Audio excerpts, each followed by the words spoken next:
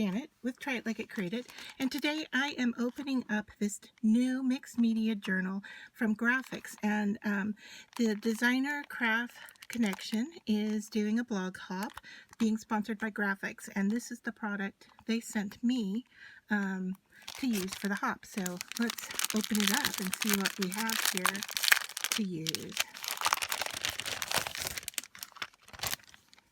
Alright, so once we open it up, we can see here we've got a variety of different materials. So we've got some clear Dura Lar, we have some matte Dura Lar, we have another piece of matte, looks like another piece of clear, although it's not quite as thick. Then we've got some wet media Dura Lar. Oh, that was the clear. And then we've got opaque white Dura Clear. We have natural chipboard. That's for the, I'm assuming, the front and the back of the binder. And then we also have this black Dura Lar. And all of this, and you can buy extra insets or inserts, extra pages for your journal. I'm going to put the chipboard on the front and the back, and then you have these discs that hold it together. So with the disc system, you can take it apart, you can work on it, and then put it back together again. So if you want to remove a page, do a little work, and then stick it back into your journal, this is going to be so fun to work with. And I think my project for this might just be starting with working on the covers. Okay, so to put the binding onto the journal, I started by trying to put it all together at once, just big stack, and push these in, and it did not want to work at all. So I'm going to suggest that you do the backing piece first, and then maybe a few of the plastic sheets. They're more giving than the chipboard, and you can see here I'm putting them in here. I would also recommend keeping the packaging together with it so that you know which sheet is which and what kind of material works on it, because I have a variety of different pieces here. So I'm just placing this all together. I have removed out this wet media sheet. You can see it reflecting, it's clear. And so I would say the chipboard is probably the harder of the pieces to put on, and you probably don't want to do it on and off too much because you don't want to break that chipboard down. So there. Our journal is put together. You can see that it opens up, and you can lay it flat and work on it if you want, or you can close it up and just take a sheet out and work, which is what we're going to do. So here is the listing of what's in here, and I'm going to keep this together until I finish my journal. So what I have in front of me here is matte Dura Lar from Grafix, and it came out of my little journal kit that I got from Grafix, and it's a mixed media journal. It comes with a multiple of different surfaces to work on. You get 2 of each, and for this time I'm taking out the matte, and we're going to apply some alcohol inks to it. So these are T-Rex, and I got them off of Amazon, and I also have a little bulb blower here to spread the inks around, and then I'm working on my wet media matte. So just to begin, I'm just gonna drop some colors down, and I'm starting with a teal color, or yeah, it's tidal teal, I guess is what it says. And alcohol inks, although you know they're beautiful in themselves and they spread around a little bit, but they're really interesting when they start to interact with each other. So let's just get this down and spread out a little bit. And then from here, we'll start adding on top and see what happens. All right, so now I'm going to add, it looks like Irish moss. And let's see what happens when we start putting color on top of color.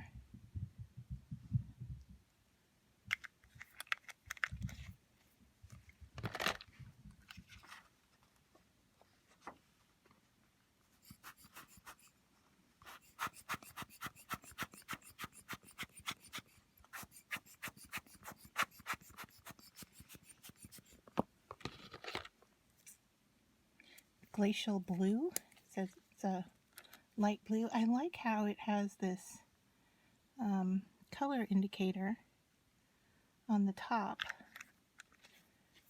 so you can see what color the ink is.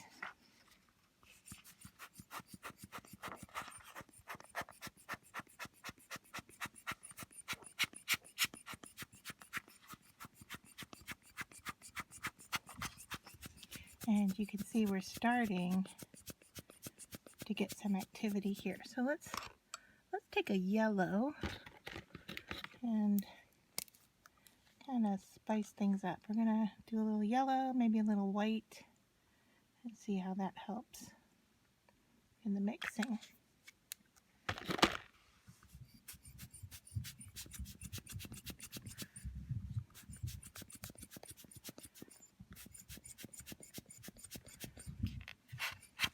Now, alcohol ink dries rather quickly, and so the more I spritz it here with air, the more it's going to dry, or I should say the faster it's going to dry.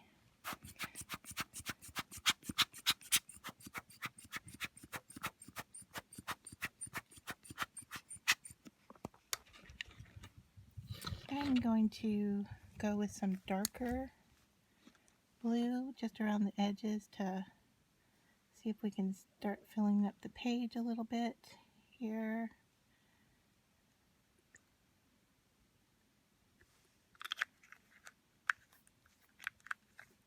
So I'm staying in the blues and the greens at the moment.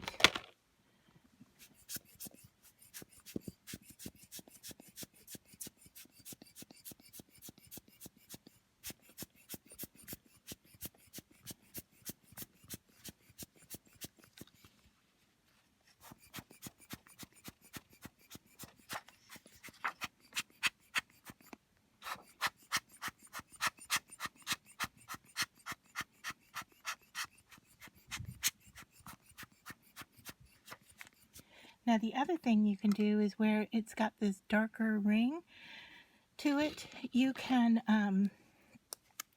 put on foil and it will adhere itself to that area.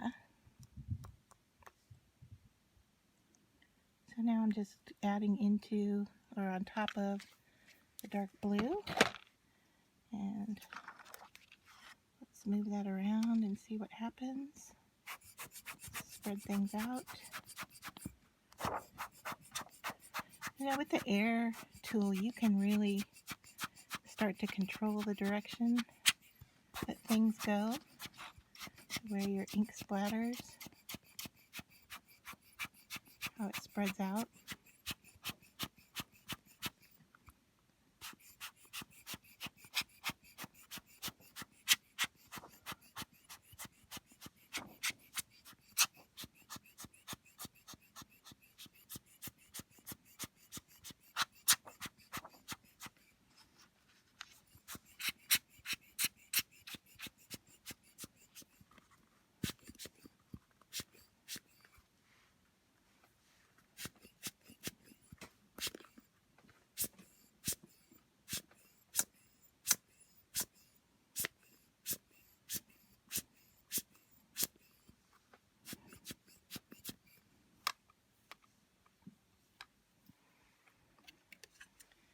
I have a pen here that's filled with some alcohol ink, or excuse me, rubbing alcohol. Looks like it's dried up a little bit on me. That's okay.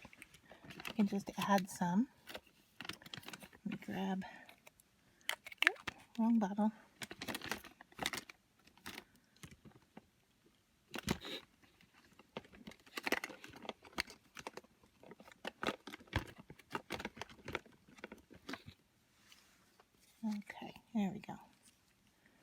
Just put a little rubbing alcohol on here. And then I can use that to kind of spread things around in the areas that aren't getting covered, which isn't much, but there's some.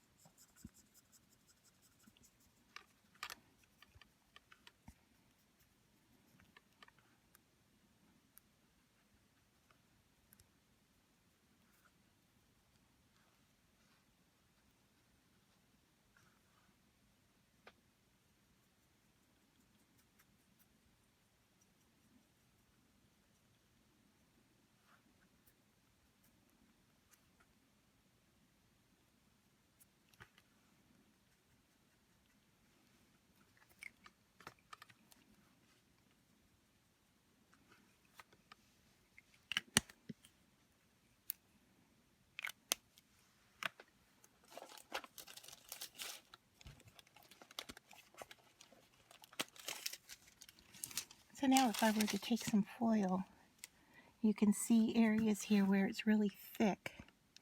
If I put this down, it's going to pick up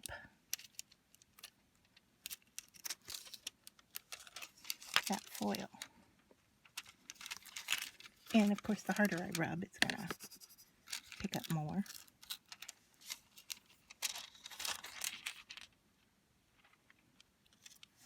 Okay, this area might still be wet. Let's see. There we go.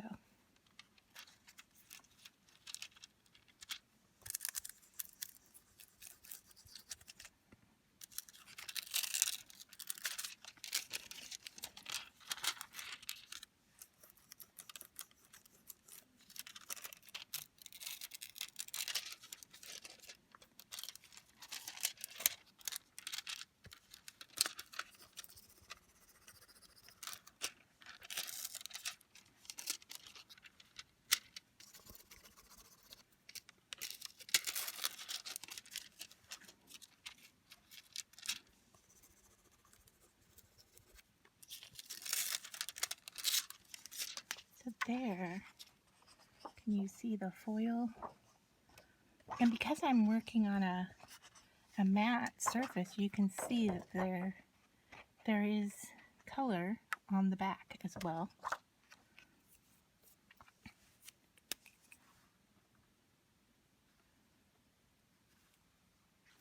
Just touching up some areas here that look like there's a little white still showing. All right, so I'm going to let that set for a moment, and then I'm going to come back with some paint pens, I think, and go on top of this. So as I was cleaning up my surface with my alcohol ink spray bottle, I decided to go ahead and spray the surface a little bit. And so now we're starting to get the look of an ocean. So I'm going to take some paint pens here and just kind of add to what's going on.